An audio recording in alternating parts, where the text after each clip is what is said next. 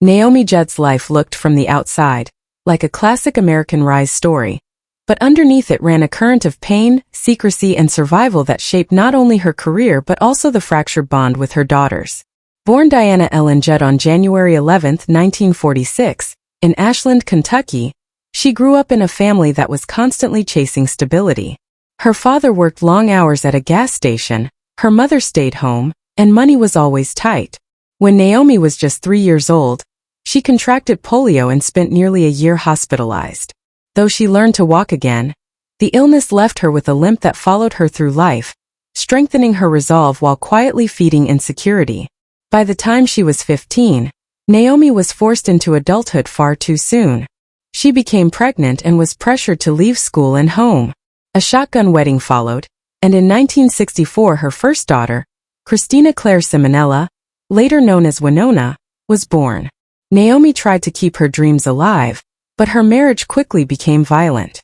She worked as a waitress and took whatever job she could find, hiding bruises and fear behind polite smiles. In 1968, her second daughter, Ashley, was born in Los Angeles. The abuse did not stop. By 1972, Naomi fled the marriage, taking her 2 daughters with her and beginning life as a single mother with almost nothing. Those years were brutal.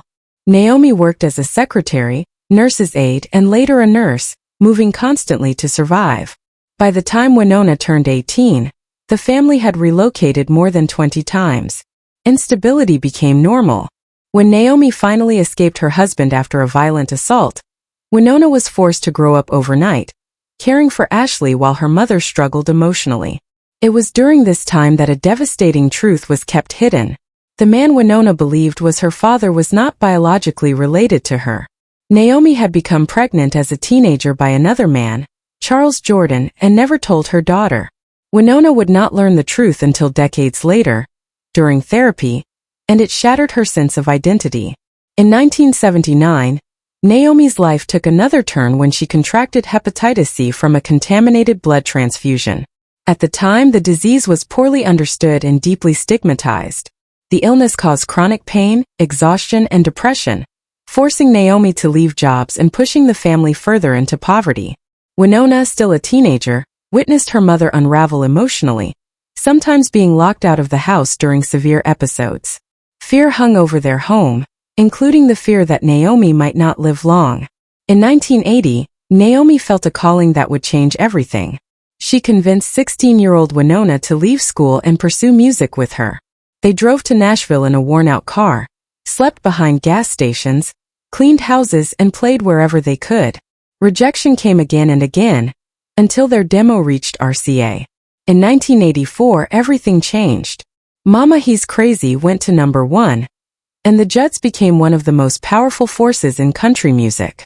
Their success was meteoric, fueled by Wynonna's unmistakable voice and Naomi's storytelling rooted in hardship. But fame did not bring peace. Naomi tightly controlled every aspect of Wynonna's life, including her weight and appearance. Under constant scrutiny, Wynonna developed an eating disorder that would haunt her for years. Touring schedules were relentless, rehearsals punishing, and arguments frequent. Naomi's fear of losing control collided with Wynonna's need for independence. At the same time, Naomi was quietly battling severe depression and the worsening effects of hepatitis C, enduring harsh treatments while smiling on stage.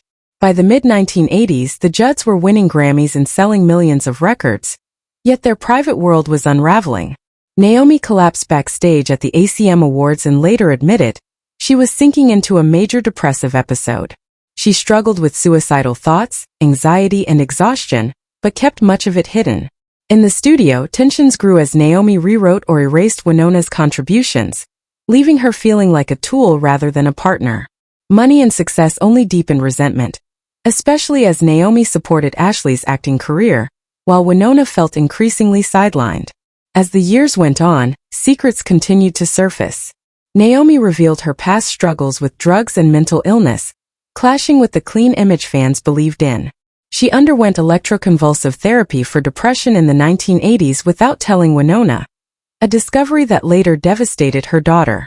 In 1991, Naomi announced she was retiring due to hepatitis C, saying doctors had given her only a few years to live. Their farewell tour was a massive success, but backstage, bitterness and silence replaced harmony. After the Judds disbanded, Wynonna's solo career soared, while Naomi tried to shape the narrative through memoirs that glossed over the darkest truths. Wynonna felt erased and betrayed. Over the years, therapy, reunion tours, and even a reality show failed to heal the wounds. Publicly, Naomi spoke bravely about mental illness. Privately, denial, control, and unresolved trauma kept the family divided. Ashley built a life far from Nashville, devoting herself to humanitarian work, but her distance was often framed by Naomi as abandonment, further straining family ties. In the 2010s, more truths emerged. Therapy notes revealed Naomi had attempted suicide years earlier, something Wynonna had never been told.